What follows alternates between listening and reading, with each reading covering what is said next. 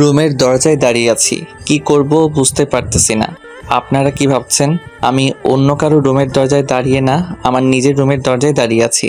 কিন্তু দুঃখের কথা হলো আমার রুম এখন আর আমার না, অন্য একজন এসে ভাগ বসিয়েছে। সে আর কেউ না, আমার বউ। আজ আমাদের বিয়ে হয়েছে। এবার আমার পরিচয়টা আপনাদেরকে দেই। এখন মনে হয়েছে দিয়ে দেই, না হলে আবার ভুলে যাব। আসলে আমার এই একটাই সমস্যা, আমার স্মৃতিশক্তি একেবারেই কম। আমাকে যদি বলা হয় এই কাজ করার জন্য এবং কিছু সময় পরে বলা হয় এই কাজ পরে করলে হবে, এখন এটা করো, তাহলে সারছে। এখন বেশি কথা বলা যাবে না। আমার বউ একা একা বসে আছে রুমে। দ্যাট আমি এখনো পরিচয় দেইনি, দেখছেন আমি কেমন মন ভোলা। এখন দিয়ে দিই, না হলে আবার ভুলে যাব। আমি রবিউল, পড়াশোনা শেষ করে একটা প্রাইভেট কোম্পানিতে জব করি। আসলে ওটা দুলাভাই হওয়ায় চাকরি এখনো আছে, না হলে কবে চলে যেত আল্লাহ জানেন। ও হ্যাঁ, আমার বউয়ের পরিচয় দেইনি এখনো। কি আর পরিচয় দিব ভাই, বউকে তা আমি নিজেই জানি না। হুট করে আম্মু বিয়ে ঠিক করলেন আর আমাকেও বিয়ে করতে হলো। দেখেন, আপনাদের সাথে গল্প করতে করতে ভুলেই গেছি বউ আমার অপেক্ষায় বসে আছে। আর কথা বলবো না আপনাদের সাথে, এখন আমার বউয়ের কাছে যাই। সব কিছুর পরেও আজ আমাদের বাসর রাত। রুমে ঢুকে দরজা লক করে ঘুরে দাঁড়াতেই দেখি বউ আমার লম্বা ঘোমটা দিয়ে আমার দিকে এগিয়ে আসছে, আমাকে সালাম করতে আসছে। এখন আসলে কি করে বুঝলাম আমাকে সালাম করতে আসছে, তাই ভাবছেন আপনারা? কারণ আমি অনেক গল্পে পড়ছি স্বামী বাসরাতে ঘরে ঢুকলে বউ এসে সালাম করে, তাই বললাম। তা আমি সালাম গ্রহণ করার জন্য একটু এগিয়ে গেলাম বউয়ের দিকে। হায় আল্লাহ, কি হলো আমার? আমি কি ভাবলাম আর কি হলো? বউ এসে সালাম না করে আমার পাঞ্জাবির কলার ধরছে আর বলতে লাগলো, এই এত সময় কোথায় ছিলি তুই? কলারে ধরায় যতটা অবাক হলাম তার চেয়ে বেশি অবাক হলাম বউয়ের কথা শুনে। তার চেয়ে আরও বেশি অবাক হলাম আমার বিয়ে করা বউয়ের কণ্ঠ শুনে, মানে ভয়েস শুনে। খুব চেনা চেনা লাগতেছে। তাই মনের দুশ্চিন্তা দূর করার জন্য বউয়ের ঘুমটা সরালাম। এখন আমি আরও বেশি অবাক হলাম। আমি কি দেখছি? ভয়েস শুনে আমি মনে মনে যাকে আন্দাজ করছি সে সে আর কেউ না, মিষ্টি আপু, আম্মুর বান্ধবীর মেয়ে। তার চেয়ে বড় কথা হলো সে আমার থেকে 1 বছরের সিনিয়র। তার চেয়েও বড় কথা হলো নামের পুরা বিপরীত তার কালচার। এখন আমার কি হবে আল্লাহ, তুমি আমাকে বাঁচাও। এই হা করে চেয়ে আছিস কেন? কথা বল। আপু তুমি এখানে কেন? আরে শালা কস কি? বিয়ে করে এনে জিজ্ঞাসা করছিস আমি এখানে কেন? আর কোথায় ছিলি এতক্ষণ সেটা আগে বল। আমি তো বাসায় ছিলাম। তাহলে এত লেট কেন করলি? আসলে আপু হয়েছে কি, ওই শালা আমাকে বিয়ে করে আবার আপু বলছিস? আমি বিয়ে করিনি। তাহলে কে করেছে? তোর বাপ? আমার বাপে বিয়ে করলে তো বাইচা যাইতাম এই মিষ্টি কুমড়ার থেকে, থুক্কু এই শাকচুনির মিষ্টির থেকে। যদি জানতাম তোমার মতো বজ্জাত মেয়ের সাথে আমার বিয়ে, তাহলে আমি কি আমার বাপই বিয়ে করতো না? কি বললি? আমি বজ্জাত? কে বলছে তুমি বজ্জাত? তুমি কত কিউট। তাহলে কি বলেছিলি? আমার মতো বজ্জাত মেয়েকে বিয়ে করতে হবে জানলে তুই কি তোর বাপই বিয়ে করতো না? আরে আমি বজ্জাত বলিনি, বড় বলছি। এই বলে বাহিরে চলে গেলাম, না হলে এখন আমার কি অবস্থা হবে কে জানে। মিষ্টি কেমন মেয়ে তা বুঝছি আমি, যেই দিন প্রথম কলেজে যাই সেই দিন। এখন কিছু বলবো না, আপনারা কিছু সময় পরে বুঝে যাবেন মিষ্টি কেমন মেয়ে। তুই আবার বাইরে গেলি কেন? আচ্ছা, আজ থেকে আমি তোমার কে? স্বামী কেন? তাহলে তুমি বলো কে ও স্বামীকে তুই বলে? তুই আমার 1 বছরের জুনিয়র, এটা ভুলে যাস না। ও হ্যাঁ, আমি ভুলেই গেছিলাম, আপনি আমার সিনিয়র। এখন থেকে মনে থাকে যেন। আমি আর কিছু বললাম না। কথা বলতে লাগলে শেষ হবে না, আর মিষ্টির সাথে কথা বলে পারা যাবে না, তাই আমি শুয়ে পড়লাম। এই তুই সোফায় ঘুমা, আমি বিছানায় ঘুমাবো। কেন? আমি বেড শেয়ার করতে পারবো না। আমিও সোফায় ঘুমাতে পারবো না। এই বলে আমি কাঁথা মুড়ি দিয়ে শুয়ে পড়লাম। বাসরাত নিয়ে কত স্বপ্ন ছিল, কিন্তু হলো কি আমার সাথে? ধ্যাত, কিছুই হলো না আমার। একটা প্রেম করিনি বউয়ের সাথে প্রেম করব বলে, আর আমার আম্মু আমার জন্য বাছাই করে অদ্ভুত বউ আনলেন। আসলে আমার কপাল খারাপ, তাই এমন হলো। কিছুক্ষণ পরে মিষ্টি পাশে এসে শুয়ে পড়লো। শোন, আমার গায়ে হাত দিবি না বলে দিলাম। তুমিও শোনো, আজ থেকে তুমি আমার বউ, আমার সব অধিকার আছে তোমার উপর। তুই কি আমার সাথে অধিকার খাটাবি? প্রয়োজন হলে তাই করব। আসিস আমার সাথে অধিকার খাটাতে, মজা বুঝিয়ে দেব।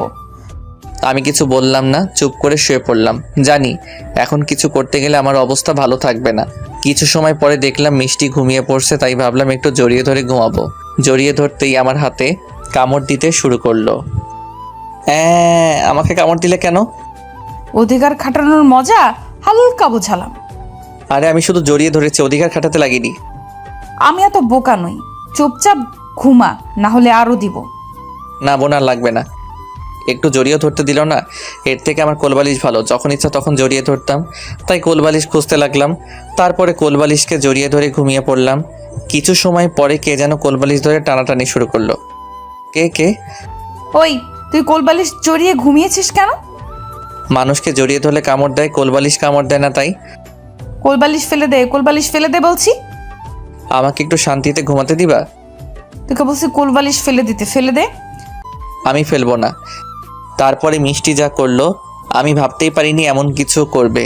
আমার কাছ থেকে কোলবালিশ নিয়ে রুম থেকে চলে গেল। আমি ওর যাওয়ার দিকে চেয়ে আছি। কিছু সময় পরে রুমে আসলো হাতে একটা ছুরি নিয়ে। আমি ভয়ে শেষ। এখন যদি আমাকে কিছু করে ফেলে? আপু, আমাকে মারিস না প্লিজ। আবার আপু বলছিস? না আর বলবো না, আমার শোনাবো, আমাকে কিছু করো না। আমি এখন থেকে তোমার সব কথা শুনবো। মনে থাকবে? সবসময় মনে থাকবে।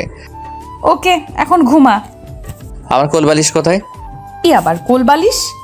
না লাগবে না, আমি ঘুমিয়ে যাচ্ছি।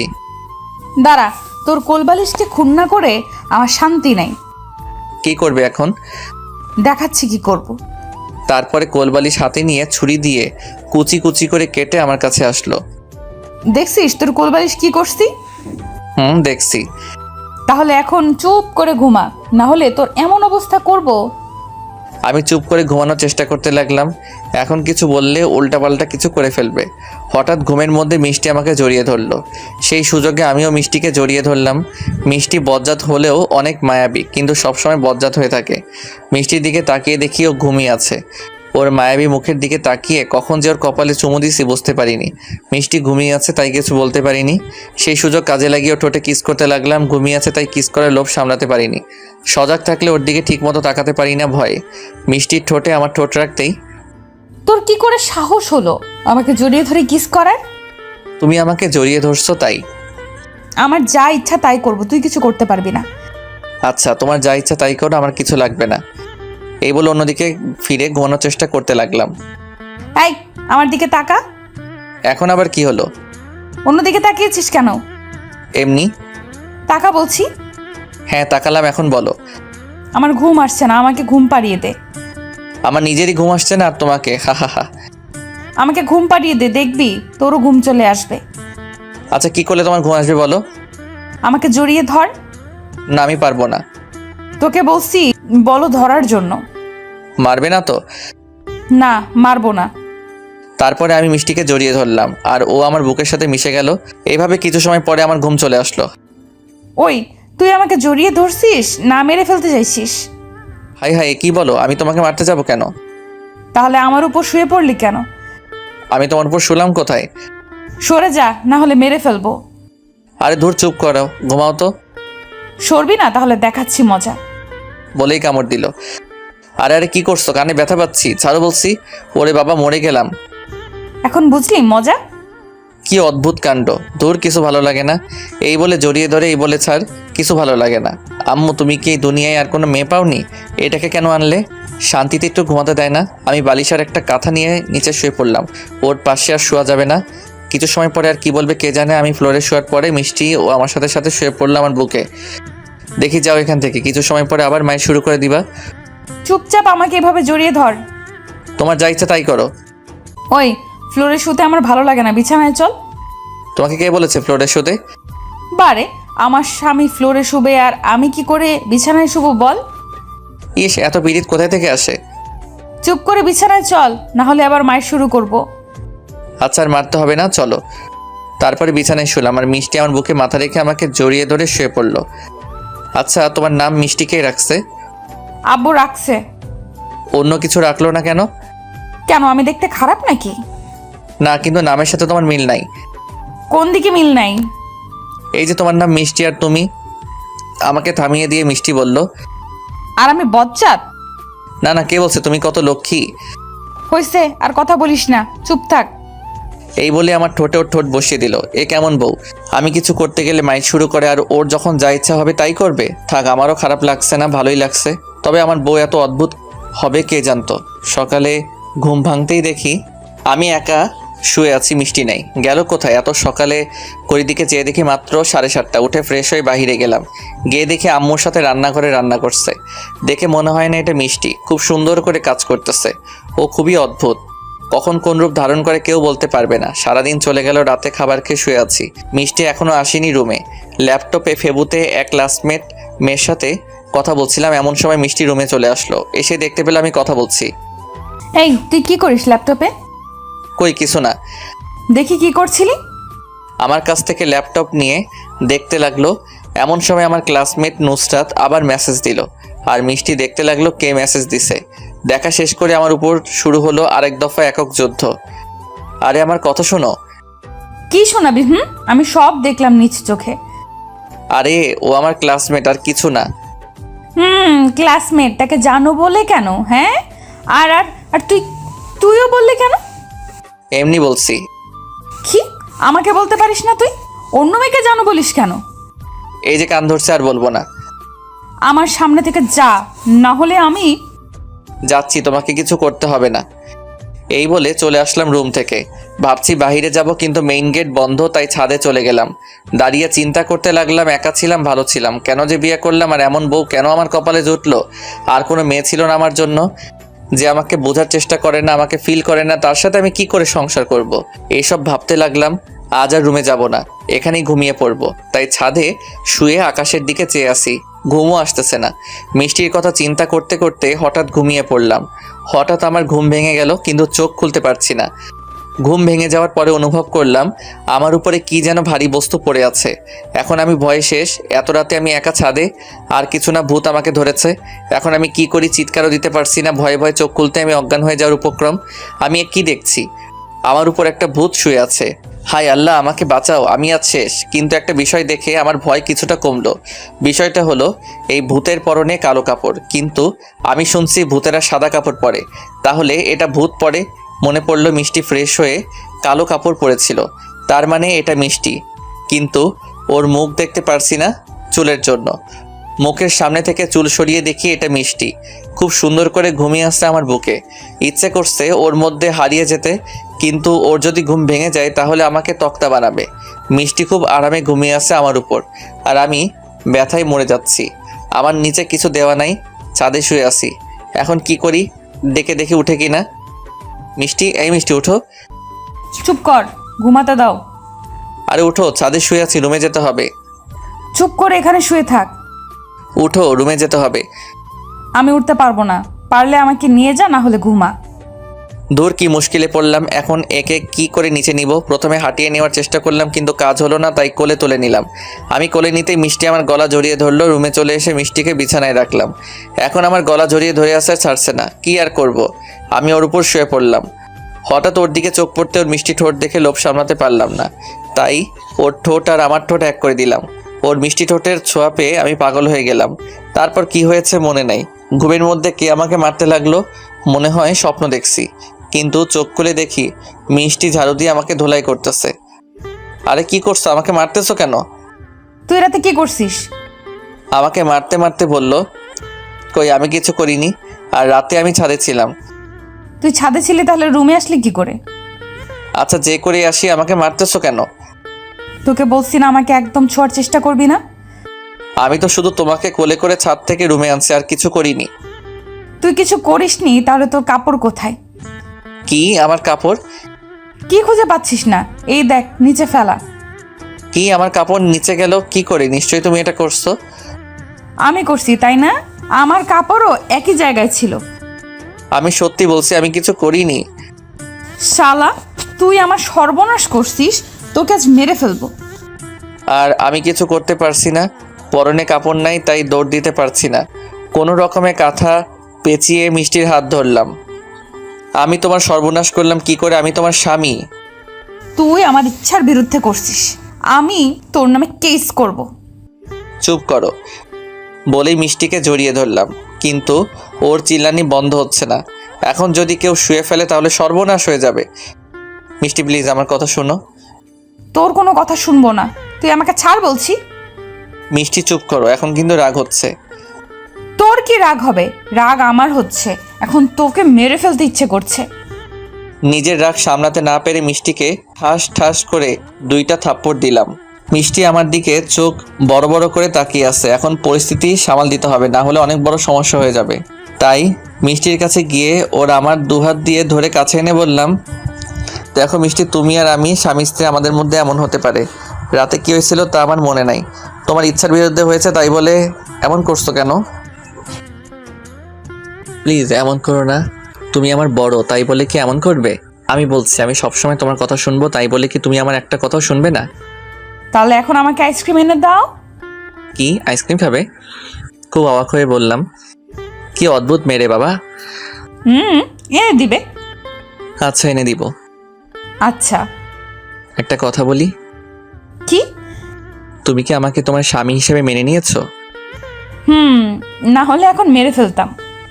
সত্যি? বলেই মিষ্টিকে জড়িয়ে ধরলাম। এখন আর ছাড়তে ইচ্ছে করছে না। মিষ্টি আমাকে জড়িয়ে ধরলো। আসলে মেয়েটা খুব অদ্ভুত, কখন কি করে কেউ বলতে পারবে না আল্লাহ ছাড়া। কিছুক্ষণ আগে আমাকে ঝাড়ু দিয়ে পিটালো, এখন খুব আদর করে জড়িয়ে ধরছে। কিছু সময় পরে আবার কি করবে ও ভালো জানে। ওই ছাড়ো, যাও গোসল করে আসো। তাহলে ছাড়ো। ছাড়বো, কিন্তু আমাকে কিছু দিতে হবে। আমি কি দিব? তোমার মিষ্টি ঠোঁটের ছোঁয়া। পারবো না। তাহলে ছাড়বো না। ছাড় বলছি, না হলে মায়ের শুরু করব। এমন করো কেন তুমি? মাত্র একটাই তো চাইছি। আমি দিচ্ছি। আমি আমার ঠোঁট এগিয়ে নিলাম মিষ্টির কাছে, আর মিষ্টি আমার নাকে কামড় বসিয়ে দিল। এটা কি করলা? কেন, তুমি যা বললে তাই করলাম। আমি কামড় দিতে বলিনি। তুমি বলছো একটা দিতে, আর আমি 2টা দিলাম।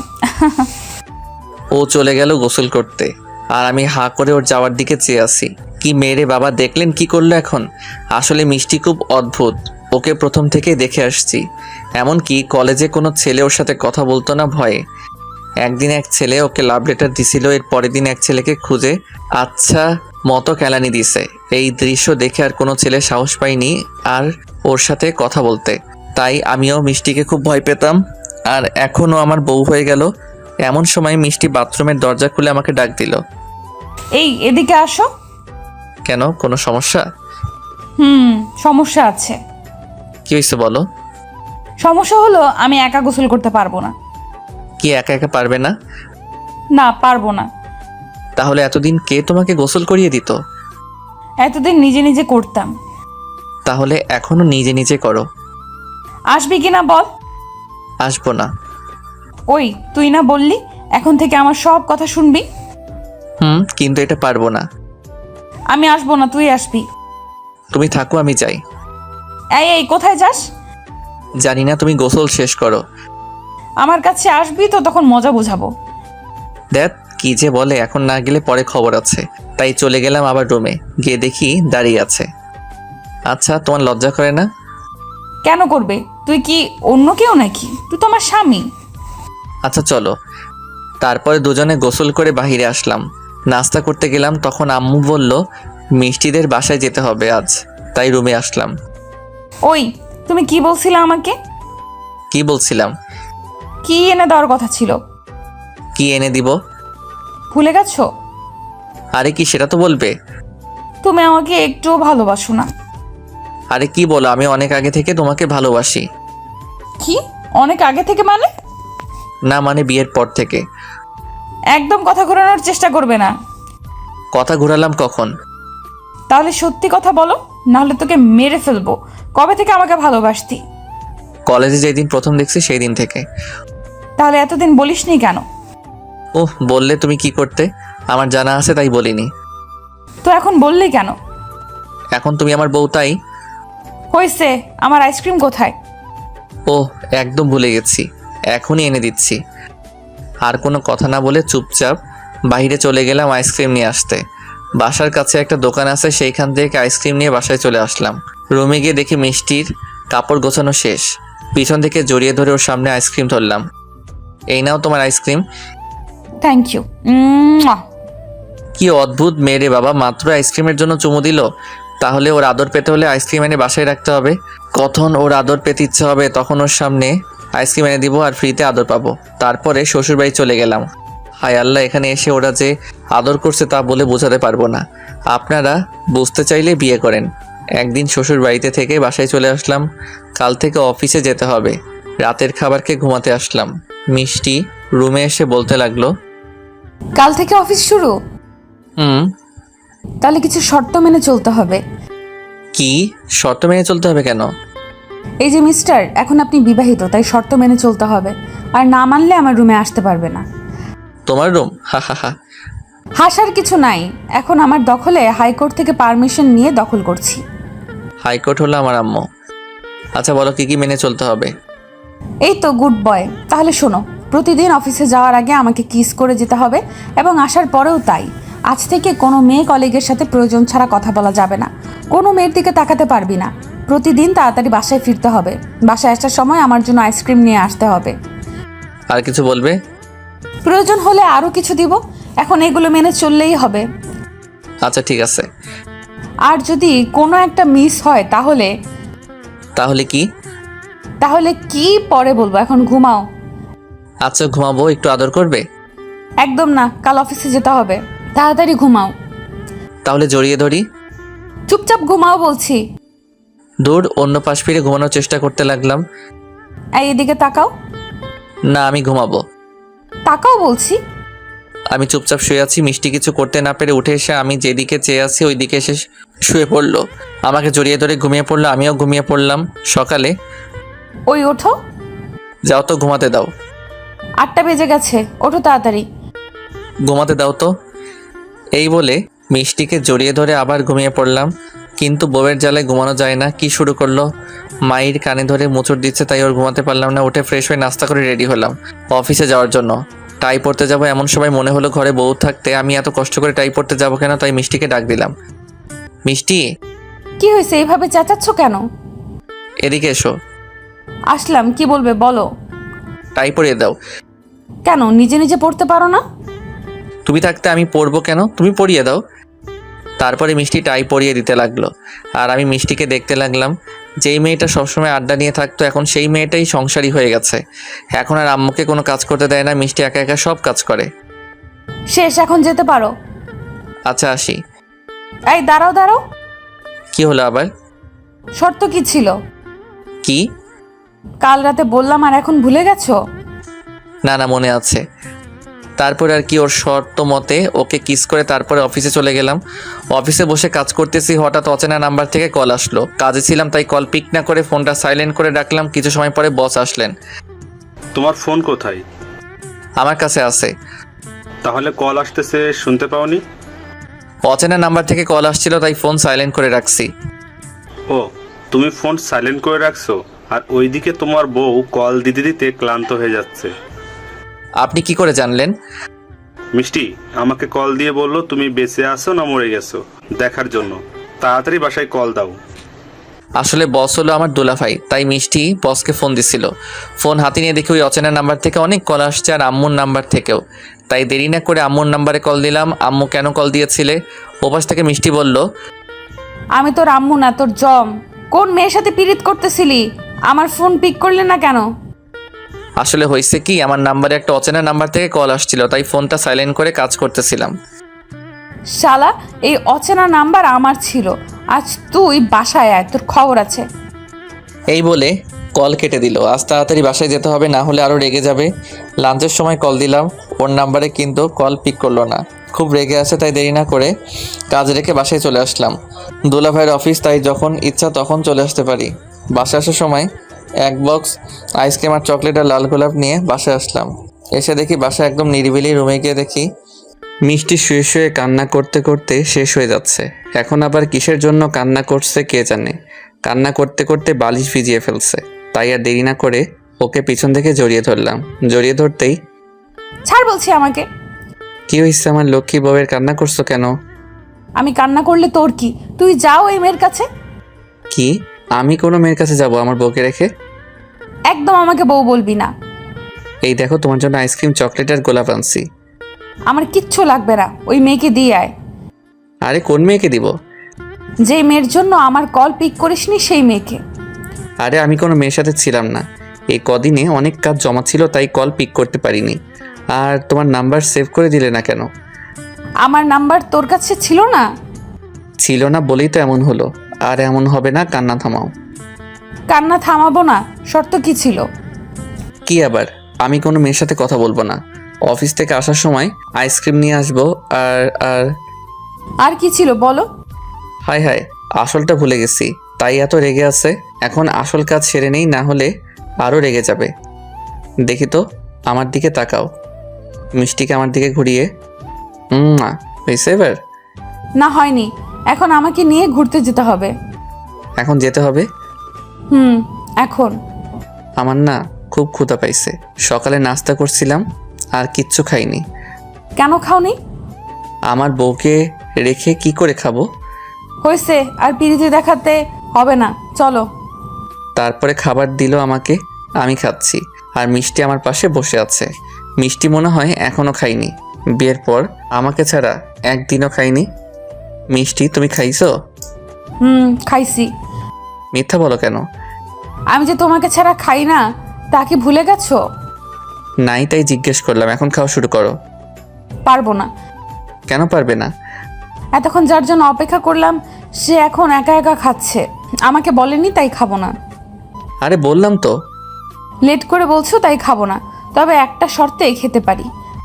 আমার কি কপাল, খাবেন উনি আর শর্ত মানতে হবে আমাকে? আচ্ছা বলো। আমাকে মুখে তুলে খাওয়াতে হবে। ও, এই কথা এত পেঁচিয়ে বলার কি আছে? কি, আমি কথা পেঁচাই? না না, হাঁ করো। তারপরে দুজনে মিলে খেলাম। খাওয়া শেষ করে বেড়াতে গেলাম। সন্ধ্যায় বাসায় আসলাম। আমি ফ্রেশ হয়ে অফিসের কিছু কাজ ছিল তা করতে লাগলাম। আর মিষ্টি রান্না করতে চলে গেল। এভাবে আমাদের খুনসুটিময় ভালোবাসা দেখতে দেখতে 1 বছর হয়ে গেল। একদিন বাসায় এসে দেখি মিষ্টি বসে বসে কান্না করছে। ওর শর্ত মতো সব কাজ করলাম, তারপরেও কান্না করে যাচ্ছে। তাই জিজ্ঞাসা করলাম, কি হলো, কান্না করছো কেন? আম্মু কিছু বলছে? না। তোমার আব্বু আম্মুর কথা মনে পড়ছে? না। তাহলে ঘুরতে যেতে ইচ্ছে করছে? না। রান্না করার সময় কোথাও ব্যথা পাইছো? না। তাহলে কি হয়েছে বলো?